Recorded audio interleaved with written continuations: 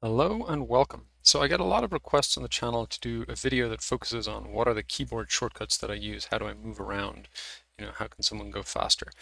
So I thought today, rather than doing anything particularly complicated, I'd take a relatively simple model. This is modeling the costs of building and running and then selling an electric car charging station, and just try as much as I can, because as I mentioned before, I find it very hard to be conscious of what keyboard shortcuts I'm using because a lot of them are second nature, but I'm going to try to tell you all the keyboard shortcuts that I'm using as I go along.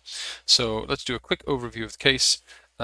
We are modeling an investment. I've got the detailed notes over here if I need to refer to them, but again, usually it's all here on the assumptions page. So we're going to invest, buy some land, pay construction costs, buy some equipment, all at different timings over the course of the first year, which is 2021, and then we're going to sort of run the business for 9 years and also repay the bank loan that's going to finance the construction over 9 years. And then at the end, we're going to exit at a 7 times EBITDA multiple, and use this discounting rate to figure out our NPV.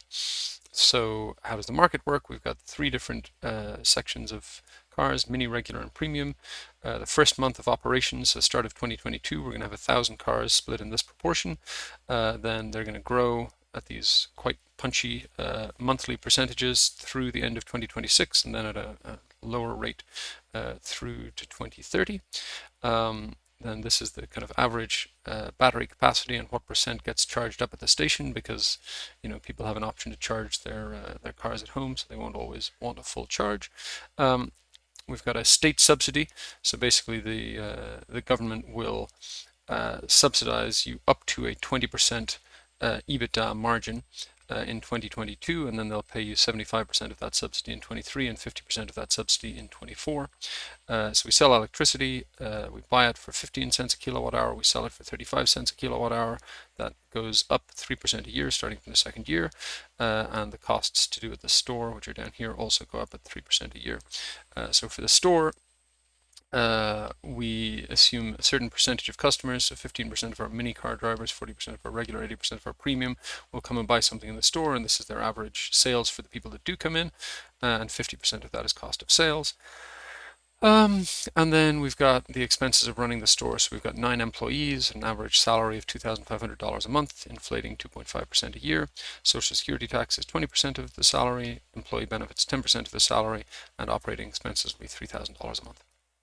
So I think that's all the kind of basic setup. So let's get modeling. For this one, we're very generously given a time series along the top to start with. Okay, sorry, I've already started. So first thing, control page up and page down to move between tabs, or in my case, because I'm using a little laptop control function, up and down arrow. Control left and right lets you jump to the end of the block of cells you're in. So in other words, if you're in an empty cell, it'll jump you to the next full one. If you're in a full cell, it'll jump you to the last full one. Or otherwise it'll just jump you to the end or start if there's nothing in the way of the row if you go left or right, and of the column if you go up or down. So the reason I'm going over to the side here is just to check. Usually one of the first things I do is hide everything after the modeling period, but in this case that's already been done, so I don't need to do that. So let's just start by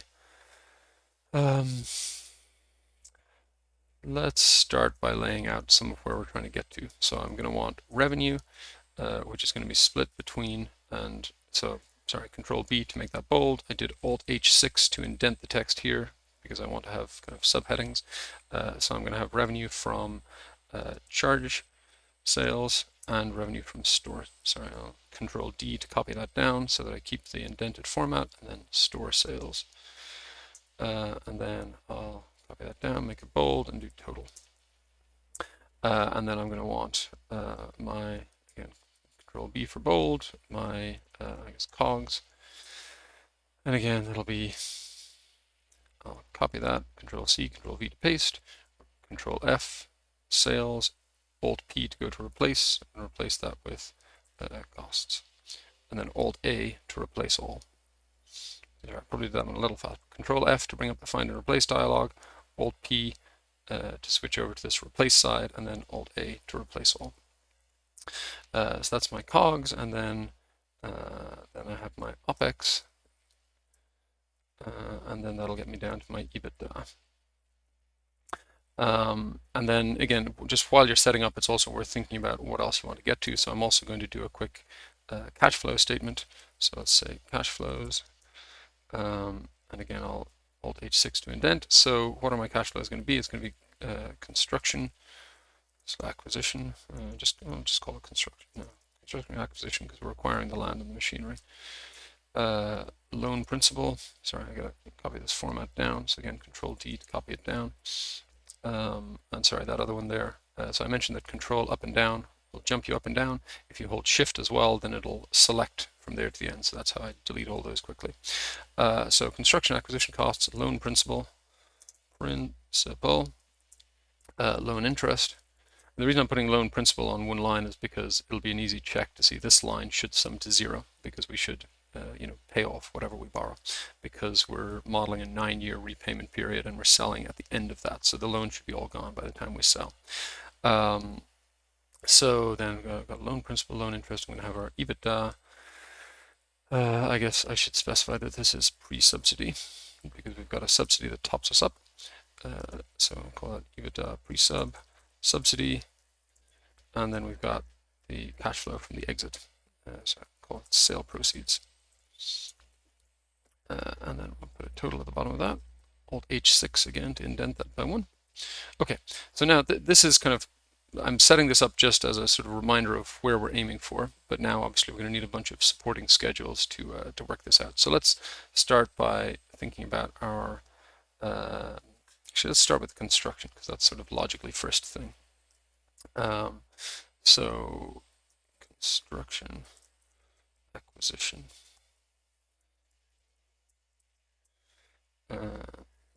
Alt H5 to unindent that because sometimes it unhelpfully tries to bring it along down for you.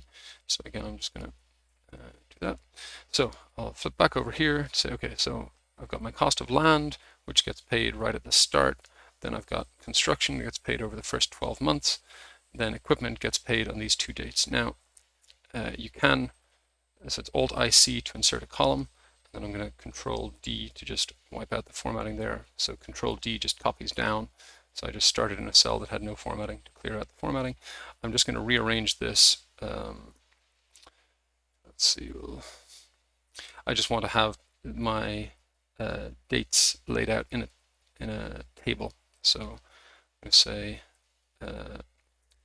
percent of total, and I'm going to say date, because that's just an easier format to work with. I'll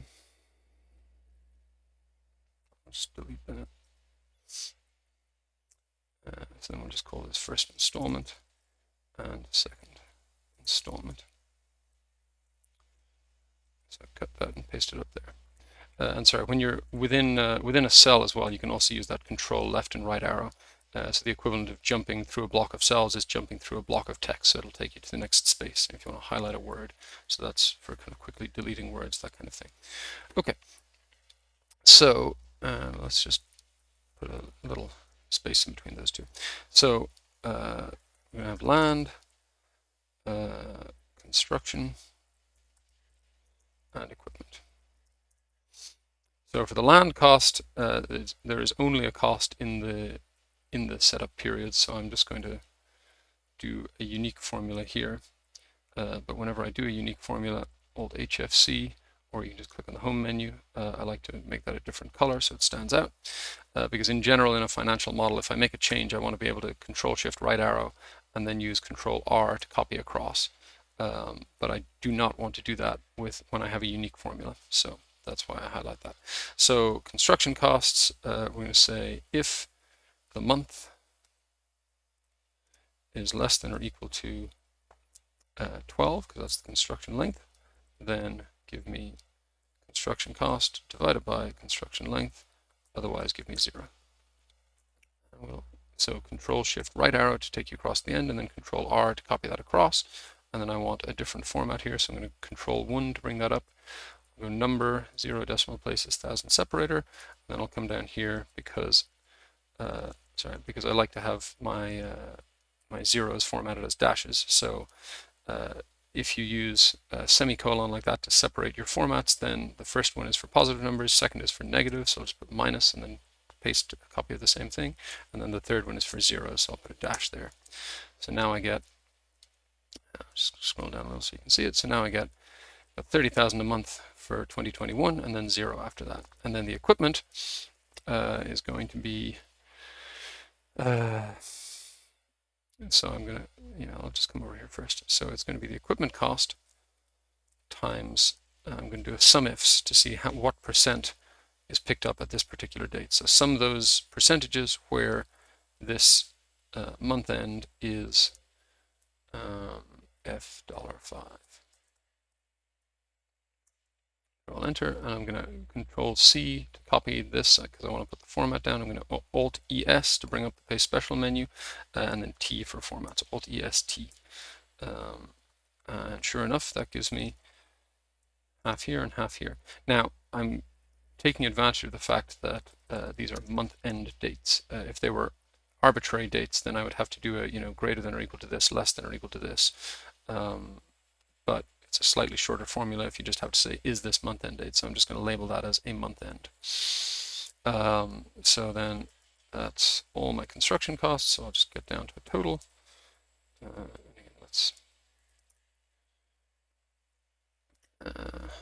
So I'm going to format that the same and then put the color back just because I want it to look consistent. And then I'm going to bold and then Alt HBP for a top line. So HB gives you home menu, then borders, and P for a top border, which is what I like to do for a total like that. So then once we have the construction, well, first thing we can do is put that into our cash flows with a minus sign, of course. So carry that across. The second thing that we can do is we can then figure out our loan, because at any given stage we're financing 80%, and the sort of write-up says we draw it down as we go. So in other words, if we spend 50,000 here, we draw down 40,000. If we spend 30,000 here, we draw down 24,000. So I'll just do the loan here, and my kind of typical format for a loan. Again, I'm going to Control C, Alt EST for format. I'm going to have opening, drawdown, payment, closing, and then down here I'll have interest. So I'm going to start with so drawdown is just going to be minus 80%, the financing rate, multiplied by the total construction cost, which is E36. And the reason that I type in E36 rather than clicking on a cell here is because if, say just I multiply by another cell here, after I've been off the sheet, it will include the sheet name here, and I don't want that because it changes the way it behaves. So that's why I do that. So that's my drawdown, copy across. My closing is going to be the sum of these. Sorry, again, so Control C, Alt EST to apply that format all over. And then my opening is going to carry over from the previous period. So now I get up to a total of 448, which we can quickly check. Should be 80% of 560, and it is, so that's good. So now let's think about repayment. So we start repaying, we repay the total amount over 9 years, starting from as soon as construction is over. So actually, for right now, it's going to be good to have a construction period flag. I'm just going to say construction period. And I'm going to take this format so that I have ones and zeros formatted as ones and dashes, and then I'm going to say equals. You can either say if the logical and then 1 or 0, or you can just put a minus minus in front of it, and that'll convert a true into a 1 and a false into a 0. So I'm going to say minus minus, the month number is less than or equal to the number of months in my construction period. Copy that across, and that's working nicely. So now I'm going to just put a sum here, because that's a useful thing to have for some of these values. And then I'm going to say if construction period equals 1, then no repayment. Otherwise, we're going to repay in equal principal payments over 9 years. So otherwise, I'm going to want $C42, that amount, divided by 9, divided by 12. and sorry, I should also put a minus sign in front of it. And then again, I'll Control Shift right arrow to copy across, and then Control R. And that works. Oh, sorry, I just noticed I've got my signs the wrong way around, so I'm gonna, that one should not be minus because I'm drawing down, so that's adding to the loan balance. But I set this one up to have the opposite sign, so that's now behaving correctly. And if I come down here and move it out of the way of my face, we should see, yes, the loan is fully repaid at the end of the period. So that's good. Then got an interest rate of 3%. Let me just quickly check if it says anything about interest for the loans will be calculated on an actual over 365 basis. So that just means I need to figure out the number of days in the month rather than just assuming 1/12 of the interest in each period. And the repayments are made at the end of the month, so we can just do it on the opening balance. So it's the opening balance times the interest rate, which is 3%. F4 to, that's one I haven't mentioned, I've been using a bunch of times, F4 to add the dollar signs there to lock it in, and then I want to multiply by the days, which is going to be $5 minus $5, and then divide by 365. And again, I'll copy down this format, carry it across. So let's see, I've made a couple of notes here just to check as I go along. So my interest 67137 in total, that's good, checks out. Okay, so moving on. Let's see, so we've done the loans, all right, so let's start figuring out our number of cars now. And sorry, let me just put the loan up into my cash flow as well. So this is going to be, I need the reverse sign of this. So sorry, no, I need the same sign as this because drawing down the loan is positive cash flow. So do that and copy across. And as we expected, the sum of that all the way across is 0. And then my loan interest is going to be negative cash flow. So put a minus sign on that and carry across and just copy this format, Alt-EST to paste the format. Okay, so now I'm going to want number of cars by type. My 3 types are mini, regular, and premium. So I'm just going to do this. And again, I'm kind of navigating between the tabs with Ctrl page up and page down. So here, the initial number of cars served, so in other words, in January of 2022 is going to be 1,000, and then it's going to grow at these different rates. So I'm going to want a couple of different things. I'm going to want to say if we're in the construction period, then 0. If we just came out of the construction period, so sorry, I've just said if that because you know, if you ask it to treat a 1 or a 0 as a true or a false, it'll treat 1 as true and 0 as false. But if you want to be more explicit, you can say if that equals 1. So if we're in the construction period, 0. If we just exited the construction period, in other words, if the previous, so if this one is false, so we're not in the construction period, but the previous period is, in other words, we're in the first operating period, then I want my initial number of cars, which is going to be 1,000 times this. And otherwise, I need to grow at a certain rate. So it's going to be the previous period's number, E49. And I'll have to format that cell to highlight the fact that I'm referencing an empty cell because I don't want to make a mistake there by putting something in there later. So it's that times 1 plus, and then we're going to say if the year,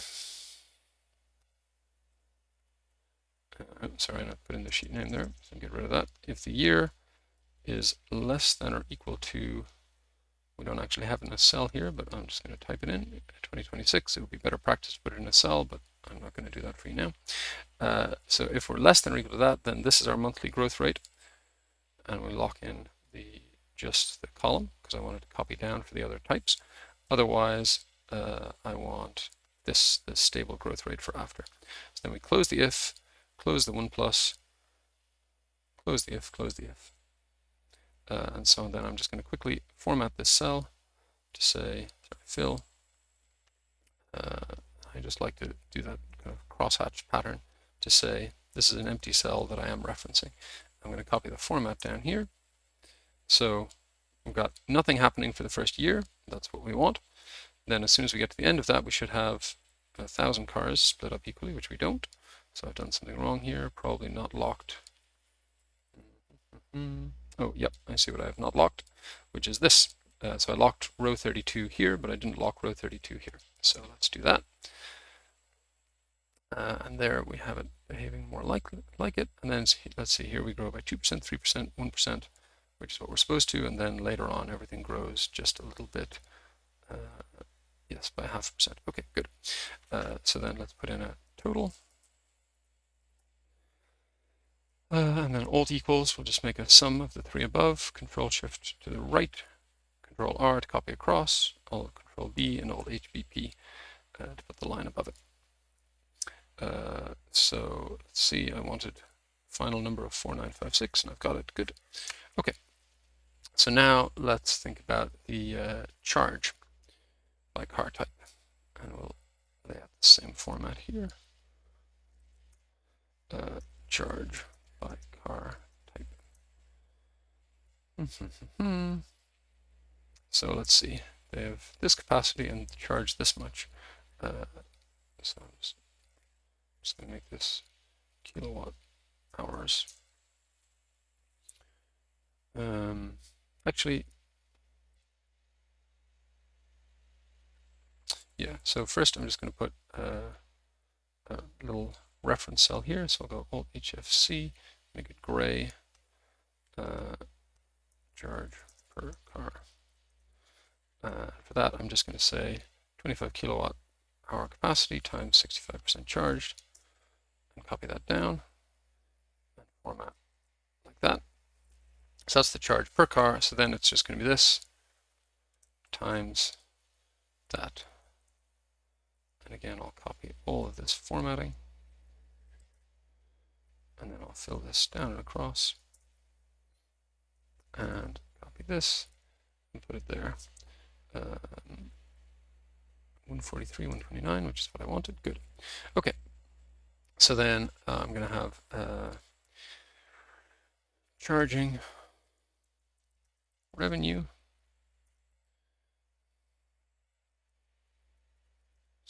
by the different types, and then I'm going to have charging cogs by the different types. For this, I'm going to need an electricity index. So again, we're told that it starts off at these prices, and again, importantly, not at the start of the model, but in the first operating period, it starts at those prices, and then thereafter it goes up at 3% each January. So again, I'm going to use this same logic a few times here. I'm going to say if I'm in the construction period, then just leave it blank, which I'll make a 0. And again, you can say equals 1 if you want, or you can leave the equals 1 off. Otherwise, if I'm just out of the construction period, so the previous period was construction period, then give me a 1. So the index always starts off at 1. Otherwise, it's going to be the previous period times 1 plus if the month that we're in is January, then we're going to go up by 3%, otherwise 0. Close the 1 plus, close the if, and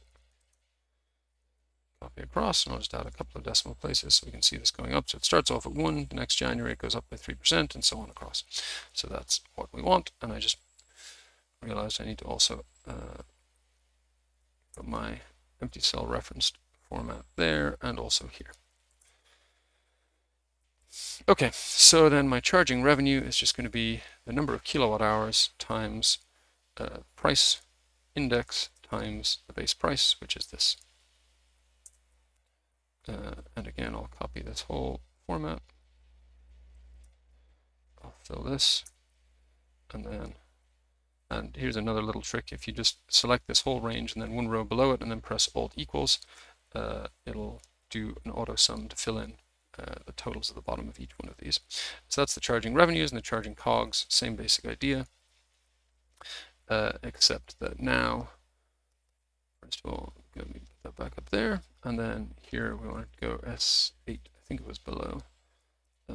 So just, whoops, go back up there.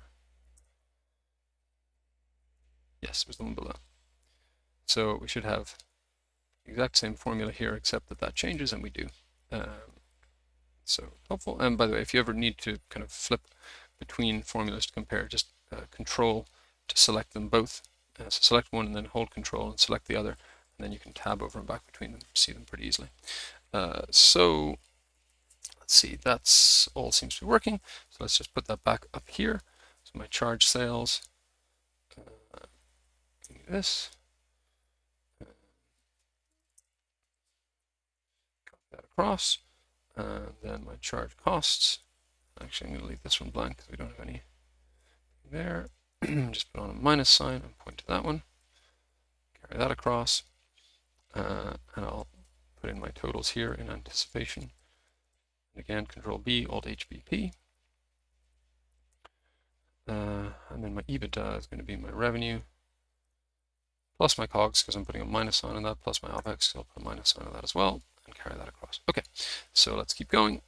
That's the charging piece. Now the next piece I'm interested in is the store sales. So I have a certain percent of customers come in and they spend a certain percent. And I think everything to do with the store inflates, as far as I remember, at that same rate. Store sales, yes, that goes up by 3%. COGS is always 50%. Okay, so then let's do this. We'll do store revenue, store COGS. And again, similar to what I did up here, I'm going to start off by just having a base spend. Base spend per car. And that's going to be 15% of them spend, $5 average spend for the ones who spend, so that's going to be 75 cents average, and then $4 here and $12 there. Then I'm going to need my store inflation index, and it's going to be very much the same logic as my electricity index here. So I'm just going to start off by copying this formula, put it there, and then instead of pointing at assumptions S9, I need to point at assumptions S10. I think that's the only thing I need to change about that. And then I'll just copy the format from up here. Again, Control C, Alt EST, and then Control Shift Right Arrow, Control R to copy across. So now my base spend per car is going to be the number of cars of this type, which is there, times my base spend, lock in the, again, F4 3 times to lock in the column, times the index, F4 twice to lock in the row. And I'll take the format again, Alt EST, and I'll just press Control Y. Oops, sorry, I meant to press Control Y. Now I can't, so I got to copy it again. Alt EST to put that format there as well. Then we'll copy this, fill it in, and again I'll select the whole thing, press Alt equals to fill in totals, and then the COGS is just this times 50%. And we're told that never changes, so nothing much to do there. Oh, sorry, another one I've probably used a few times without mentioning, but Control Enter. When you've selected a bunch of cells, you want to enter the formula that you're entering in all of them at the same time. Control and Enter will do that. Alt equals, we'll fill that in. That's my store COGS, and again, I can plug this back in up at the top now. So my store sales is going to be this one, carry across. My store costs is going to be this one, with a minus sign in front. And carry that across, again, Control Shift Right Arrow, and Control R to copy across. So next thing I need to model is my OPEX, but I'm realizing that I have actually run out of time before my next meeting, so I'm going to have to take a little pause, and then I will come back to you. Okay, sorry, I'm back after a brief pause, and now it's time to do the OPEX. So similar to the others, I'm going to want an OPEX index. Try to get that back out, and then I'm going to have an OPEX section, which will have these items in it: average salary, social security tax, employee benefits, operating expenses. We'll indent those, Alt H6, drop the average, and we'll put total down below. So first of all, the OPEX index. I'm going to take this format here, copy it down here, and then I realized, I realized as I was thinking about this formula that actually when I copied this down, I had it still referring to the previous one here, which only didn't cause me a problem because because it happened that these two indices are exactly the same, but need to be a little more careful with that. So copy this formula down, put it here, and then this time I got to drag this down, and then also change this assumption cell here to reference this 2.5%. I copy that across, and then I should end up, yes, sure enough, I end up with a lower number. So these indices get to 1.27, this gets to 1.22 because it's going up slightly less. So that makes sense. So then my salary, so I'm just going to have a base level.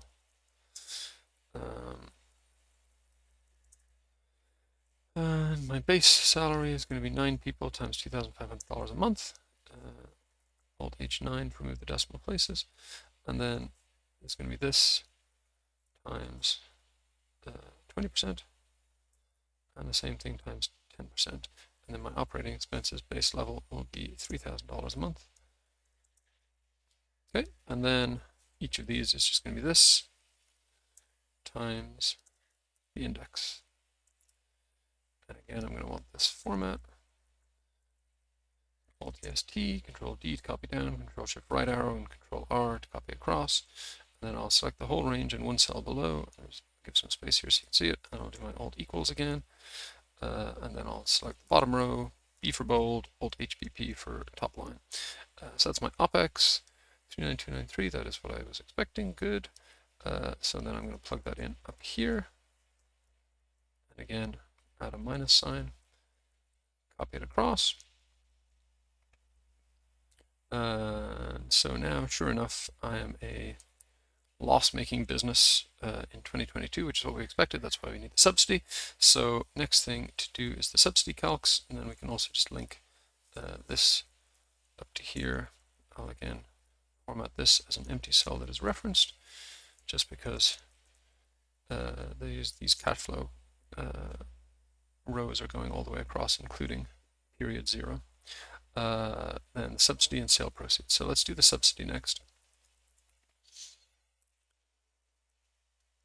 Subsidy calcs. So I'm going to want to know my revenue, EBITDA, pre-sub, and then subsidy. And oops, no, closing bracket there. And then for each of those, I'm going to want to know it for 2022, 2023, and 2024. So my revenue, I'm going to say, I guess probably the easiest way to do this is to put in a year up here.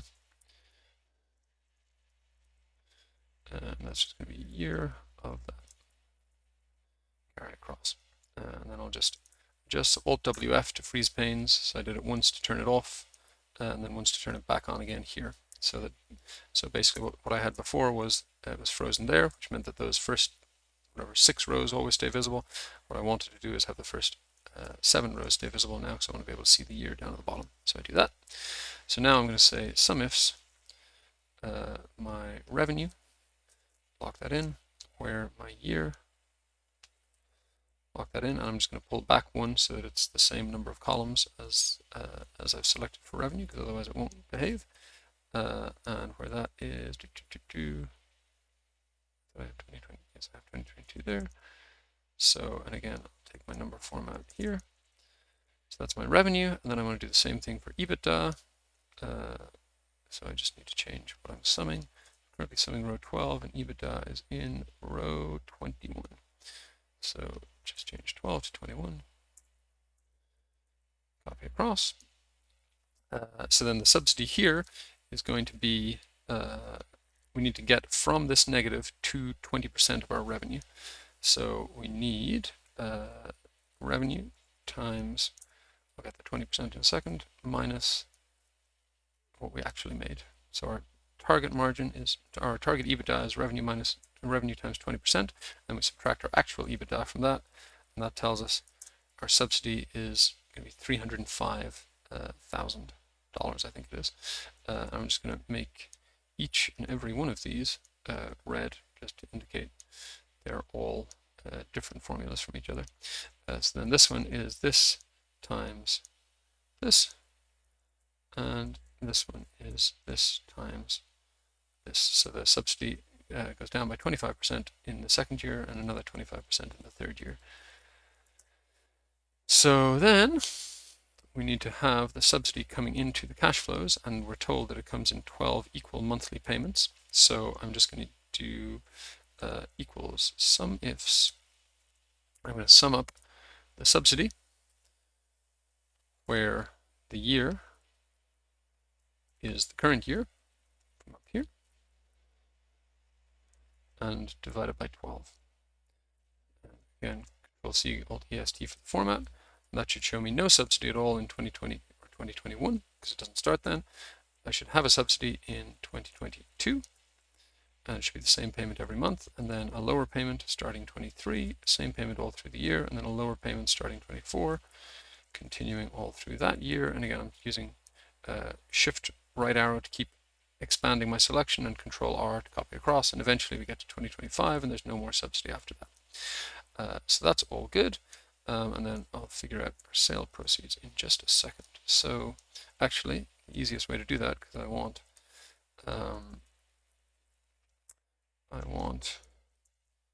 to know my EBITDA for the exit year, which is 2030. So I'll just take this and expand it across. So here's my EBITDA in 2030. So here's my exit value, which is this times the exit multiple, which is 7.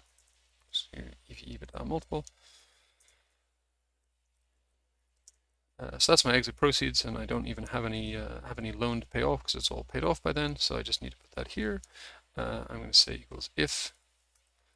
I'll say my month number equals 120. Again, ideally you would have a cell somewhere here saying the number. I guess you could kind of make it be your construction period plus 12 times your loan repayment period, and implicitly assume that that you are always targeting the exit at the end of the loan repayment. Ideally, you'd probably have it in a separate cell, but anyway, whatever. So if we are, in any case, in that last month, then I want my exit value, which is this $N, $103, nope, 2, otherwise 0. And then again, I just need to format that, copy it across, so we see we get sale proceeds right at the end. And then again, I'll just take this format, Alt EST, put it there. So that's my my total cash flows, and then I can work out my NPV. And I think we're given the discounting rate, and I think the instructions say to use XNPV, so that is what I shall use. So we're going to XNPV. My rate is 8%. And my values are these cash flow values. Lock in, and my dates, all the cash flows we're told happen at the end of the month, so that's there. And I'm just going to get rid of the sheet name because it always bothers me. And again, copy the format, and I'm expecting 82876. Good. So that means that things basically worked.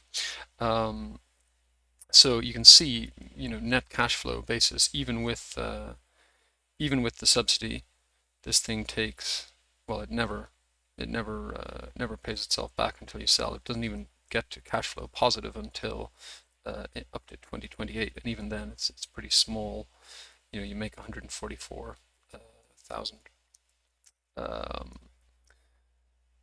which is nowhere close to paying off your original investment. But if you're in it for the long haul, then you can make a small profit over the 10 years, even at an 8% discounting rate. So anyway, I realize that even when I'm saying what they are, my keyboard shortcuts may be going a little bit quickly. So what I'm going to do, I'm going to go back through this video if I have the patience to do the whole thing, or else just try and figure it out without it. I'm going to make a list of all the keyboard shortcuts I used, and I'm going to put every one of them in the video description with a short thing saying what they are. And yeah, hope this gives people who are asking for a keyboard shortcut video what they were looking for. Thanks for watching, and I'll see you next time.